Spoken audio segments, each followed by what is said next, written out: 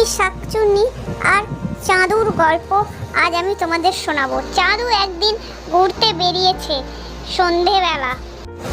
সে এক বাগানের রাস্তা দিয়ে যাচ্ছিল একটি অভিশপ্ত গাছের পাশ দিয়ে। সেই অভিশপ্ত গাছটির পাশে একটি নদী আছে। খুব চিৎকার আসে নদীটি থেকে। আর সেই অভিশপ্ত গাছটিতে থাকে এক ডাইনি। সেই ডাইনিটির সাথে আরও একটি ডাইনি থাকে তার সঙ্গ দেওয়ার জন্য। সে অনেকগুলো মানুষকে সেই নদীর জলে ডুবিয়ে মেরেছে। আর তাদেরই আত্মা মাঝে মাঝে চিৎকার করে নদী থেকে। চাঁদুর সামনে এসে পড়াই ডাইনিগুলো চাঁদু তাদের সাথে তর্ক করে যে তোমরা মানুষকে মেরে ফেলো কেন।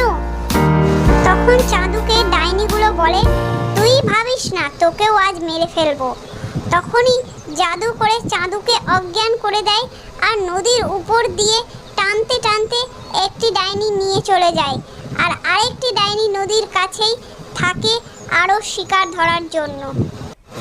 নদীর কাছে থাকাকালীন ডাইনিটি সামনে একটি নাগিনকে দেখতে পায়। নাগিন তখন ডাইনিটিকে বলে, তোরা ডাইনি কেন এত বদমাশ কেন, তোরা সবাইকে মেরে ফেলে এই নদীতে পুঁতে দিস। নাগিনের কথা শোনায় ডাইনিটি সেইখানে বসে যায়। নাগিন ডাইনিটিকে অনেক বোঝায় যে এইসব করিস না।